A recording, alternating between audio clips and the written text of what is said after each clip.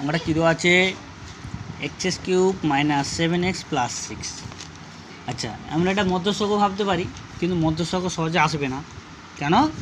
প্রথমে আছে এক্সের পাওয়ার 3, তারপর এক্সের পাওয়ার কিন্তু 1 আছে, মাঝখানে 2 থাকলে তাহলে আমরা মধ্যস্থক করতে পারতাম।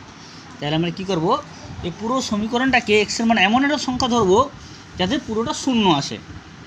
একে বলা হয় জিরো পুট বা জিরো পুট পদ্ধতি, জিরো পুট মেথড। ঠিক আছে, তাহলে আমরা কি করব, এর মানটা এখানে রাফ করে দেখে না কত ধরলে শূন্য আসবে। তাহলে এক্স সমান যদি আমি 1 ধরি, তাহলে কী হবে 1 × 1 × 1 সমান 1 মাইনাস 7 × 1 সমান -7 প্লাস 6, তাহলে 6 × 7 -7 0 হলো। তাহলে কী হলো, এক্সের মান কত ধরলাম +1 সমান হলো 0, বুঝতে পারলে? তাহলে আমরা কী ধরবো, এক্স মাইনাস 1 সমান হবে 0, প্লাসটা মানে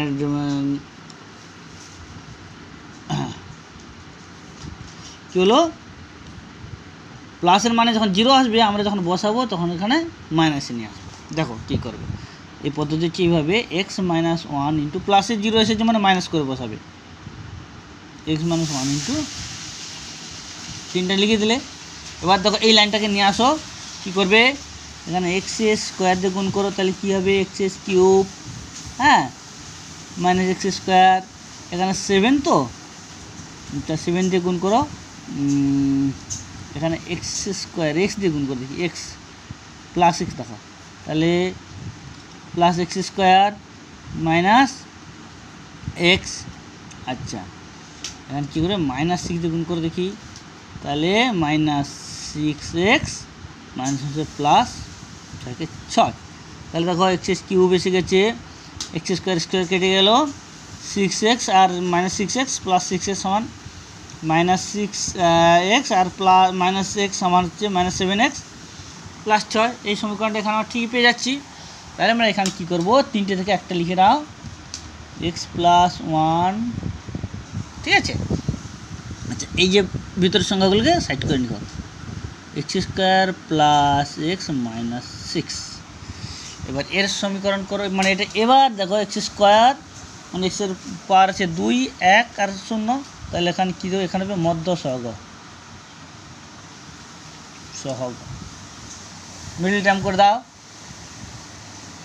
আচ্ছা, মিডল টার্মটা সঠিক করে দিচ্ছি কারণ ভিডিওটা বড়ো হয়ে যাচ্ছে, অনেক সময় অনেকে বলছে বড় বড় ভিডিও হচ্ছে, হ্যাঁ। তাহলে আমরা এখানে ছোটো করে দিই, তাহলে এখানে কী করবে, 6 3 2 6, তাহলে x² + 3x - 2x - 6 কী করে হলো, 6কে উৎপাদক করলে 3 × 2 + 3 - 2, তখন এখানে দেখছো 1 মানে এক্সটা এসে গেছে প্লাস এক্স।